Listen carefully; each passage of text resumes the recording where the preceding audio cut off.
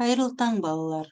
Математика сабағымызды бастаймыз. Оқулығымыздың 20 бетін ашамыз. 72-ші сабақ есептер шығару. Бүгін біз балалар есептер шығаруды пысықтайтын боламыз. Олай болса, балалар математика күнделікті өмірде бірінші есепке назар аударамыз. Балалар өз еліне саяхатқа шығар алдында Қазақстанның қалалары туралы көбірек біліп алмақшы болды. Бұл қалалар Нұр-Сұлтан, Алматы, Ақтау, Ақтөбе. Енді балалар есептерді шығар, оларды салыстыр, әр есепке оның қысқаша жазылуы мен сұлбасын таңда дейді. Енді бұл есептерді шығару үшін біз қазір таңдап көреміз. Қараймыз міне. Есептердің міне шарты берілген, және қысқаша жазылуы мен сұлбасы да берілген. Міне осы сұлбаларды біз әр есептің жанына апарып қоятын боламыз. Сырымға Қазақстанның 8 қаласының атауын жаттап алу тапсырылды. Ол 6 қаланың атауын жаттап алды. Нешеуі қалды. Енді балалар мынау есепті мұқият оқыған болсаңыздар, төменде қысқаша жазылуымен сызбасын таңдап көрейік. Бұл жерде белгілі сандар 8 және 6. Демек, бірінші тұрған қысқаша жазылуымен сұлбаны таңдап көрейік. Яғни бұл жерде тапсырылды 8, жаттап алды 6 атауын, қалды неше атау қалды қаланың атауы. Демек, не берілген 6 және жалпы 8 берілгене. Демек, осыны апарып қойып көрейік. Дұрыс па екен әлде? Дұрыс емес па?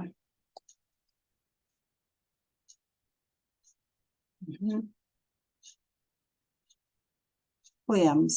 Келесі екінші есепке назар аударыңыздар. Сырымға Қазақстан қалаларының атауын жаттап алу тапсырылды. Ол 6 қаланың атауын жаттап алды. 2 қаланың атауы қалды. Оған барлығы неше қаланың атауын жаттап алу тапсырылды. Енді балалар төменнен қысқаша жазылуымен сұлбасын таңдайтын боламыз. Демек, бұл жерде не дейді? Тапсырылғаны бізде белгісіз, жаттап алған бала 6 белгілі, қалды 6 бала белгілі. Демек, мына екінші тұрған сұлбаны таңдап көрейік. Яғни, міне бұл жерде барлығы Сырымға неше қаланың атауын жаттап алу тапсырылғанын табуымыз қажет. Келесі Б нұсқасы Сырымға Қазақстанның 8 қаласының атауын жаттап алу тапсырылды. Егер ол әлі 2 қаланың атауын жаттау керек болса, онда ол нешеуін жаттап алған дейді балалар. Демек, енді бұл жерде барлығы 8 қала тапсырылып тұр.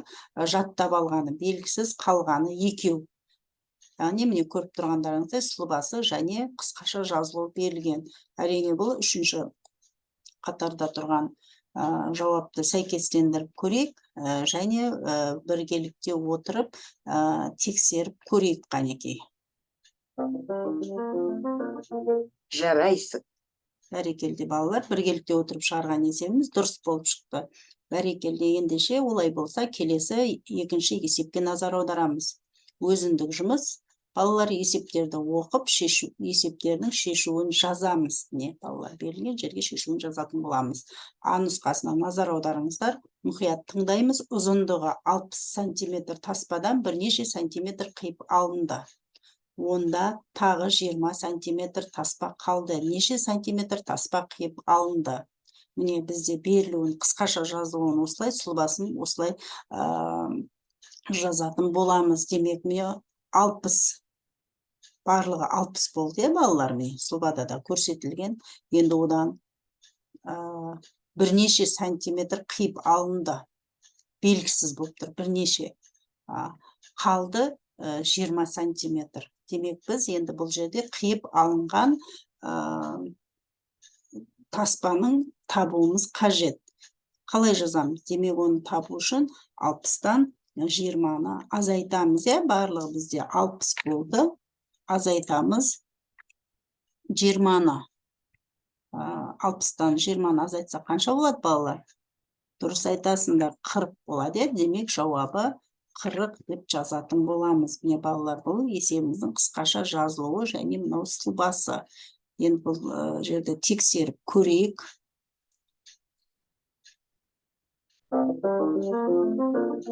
Жарайсың. Бәрекелді балалар, дұрыс екен. Олай болса, келесі нұсқасына назар аударайық. Таспадан 40 сантиметр қиып алынды. Онда тағы 20 сантиметр таспа қалды. Таспаның ұзындығы қандай болған? Демек, балалар, бұл жерде барлық ұзындығын табуымыз қажет. Қиып алынған 40 сантиметр, қалғаны 20 сантиметр. Сонда барлық таспаның ұзындығы қандай болған табуымыз қажет. Ол үшін біз не істейміз, балалар? Әрине 40-қа қосамыз 20-ны, балалар. 40-қа 20-ны қоссақ қанша болады, балалар? Жарайсыңдар, дұрыс айтасыңдар, 60 болады. Демек, жауабы таспаның ұзындығы 60 сантиметр екен. Ал енді осы жазған жазбамызды дұрыс емесін тексеріп көрейік. Жарайсың. Бәрекелді. Енді олай болса, келесі үшінші Б нұсқасына назар аударайық. Ұзындығы 60 сантиметр таспадан 40 сантиметр қиып алынды. Неше сантиметр таспа қалды дейді. Балалар, демек, бұл жерде ұзындығы 60 сантиметр, барлығы 60 сантиметр болды. Қиып алынды 40 сантиметр. Енді қалғаны қанша сантиметр қалғанын табуымыз қажет. Демек, қанша сантиметр қалғанын табуымыз үшін 60-тан, балалар, азайтамыз 40-ты, балалар. Сонда 20 сантиметр қалады. Бәрекелді, дұрыс айтасыңдар. Демек, жауабы 20 сантиметр екен. Енді бұл есебіміздің жауабы дұрыс емес, дұрыс-бұрысын тексеріп көрейікші. Жарайсың. Бәрекелді, өте дұрыс. Олай болса, келесі үшінші жұптық жұмысқа өтейік. Қосынды және айырма жаз. Олардың мәнін тап. Қалай тексеру керегін түсіндір дейді, балалар. Демек, бұл жерде қосылғыш және қосындының мәнін табуымыз керек. Яғни, кесте түрінде жазылған. Демек, 40-қа 30-ды қосса қанша болады, балалар? Әрине, дұрыс айтасыңдар, 70 болады. Ал 20-ға 80-ді қоссақ қанша болады? Бәрекелді, дұрыс айтасыңдар, 100 болады. Келесі айырманың мәнін табайық. Азайғыш және азайтқыш айырманың мәні белгісіз. Демек, 90-нан 30-ды азайтсақ қанша болады? Бәрекелді, дұрыс айтасыңдар, 60 болады. Ал 60-тан 50-ді азайтсаңдар қанша болады? Бәрекелді, жарайсыңдар, 10 болады. Енді, балалар, осы есебіміздің шығарған есебіміздің дұрыс екенін тексеріп көрейікші. Жарайсың. Бәрекелді, балалар, өте тамаша. Олай болса, келесі соңғы 4-ші тапсырмаға есепке назар аударамыз. Карточкалардан санын таңда, қосу мен азайтуға мысалдар құрастыр дейді. Демек, балалар, бұл жерде біз мына берілген біздерде карточкалерде сандар берілген, 2, 3, 4, 5, 6, 7, 8 деген сандар берілген. Міне осы сандар арқылы біз бұл жерге қосу мен азайтуға 8 мысал құрастырып көрейік. Ал қанеке кеттігенде олай болса 2, жоқ, бұл жерде бірінші азайту екен. Демек, мәселен, 5 азайту 3 деп алсақ. Олады 2, балалар? Бәрекелді. Енді 2-ге 3-ті қосамыз. Онда қанша болады? Дұрыс айтасыңдар, 5 болады. Келесі тағы қосу азайтуға тағы бір мысал қарастырып көрейік. 3-ге 7-ге азайтамыз. Бірінші 7-ге азайтып көрейік. 4-ті. Қанша болады, балалар? Жарайсыңдар, 3 болады. Демек, келесі енді бұның кері амалы, ол 3-ге қосамыз 4-ті. Сонда болады әрине 7, балалар? Кері амалы құрастырып отырамыз. Келесі тағы да бұл жерде 3-ге 5-ті қосып көрейік. Болады әрине 8 деген сан шығады. Енді 8-ден азайтайық 5-ті, немесе 3-ті. Болады 5, балалар, жауап өте дұрыс айтасыңдар. Ең соңғы тапсырмада 4-ге 2-ні қосып көрейік. Қанша болады, балалар? Бәрекелді, 6 болады. Енді 6-дан амал құрастырып көрейік. 6-дан 4-ті азайтайық. Қанша болады балалар? Әрине, дұрыс айтасыңдар. 2 болады. Балалар, міне біз оқулықта берілген барлық тапсырмаларды орындадық. Енді жұмыс дәптеріне назар аударайық. Балалар, міне қарап отырсаңыздар, 72-ші сабақты ашыңыздар 11-ші бетін.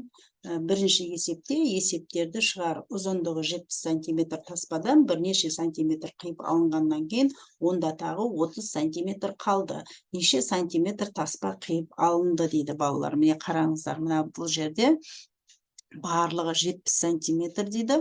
Одан 30 сантиметр қалған неше таспа қиып алынған табуымыз керек. Демек, біз 70-тен 30-ды азайтамыз. Сонда 40 сантиметр таспа қиынып алынған екен. Жауабы 40 сантиметр балалар. Өте дұрыс айтасыңдар. Келесі ә нұсқасына назар аударамыз. Ұзындығы бірнеше сантиметр таспадан 40 сантиметр қиып алынғаннан кейін, онда тағы 30 сантиметр қалды. Таспаның ұзындығы қандай болған? Балалар, мен қарап тұрмыз. Демек, жалпы ұзындығын табу үшін не істейміз балалар? Дұрыс айтасыңдар, 30 бен 40-ты қосамыз, яғни 40 қосу 30 дейміз, онда қанша сантиметр болады? Бәрекелде 70 сантиметр болады. Демек, жауабы 70 сантиметр деп жазамыз. Келесі екінші тапсырмаға назар аударыңыздар, салыстыр дейді. Яғни бұл жерде 6 сантиметр азайту 2 сантиметр және 5 сантиметр азайту 2 сантиметр деген өрнектер берілген екен. Енді балалар, енді бұлын салыстырып көрейік. 6-дан 4-ті азайтсақ, 2 қалады балалар. Ал 5-тен 2-ні азайтсақ, 3. Демек, міне 3 сантиметр 2 сантиметрден артық. Келесі екінші 3 сантиметр берілген және 10 сантиметр азайту 4 сантиметр дейді. Демек, 10 сантиметрден 4 сантиметрді азайтсақ, 6 сантиметр болады. Демек, 3 сантиметр кем 6 сантиметрден. Келесі тағы да берілген есеп 3 сантиметрге 1 сантиметрді қосамыз. Сонда 4 сантиметр болады.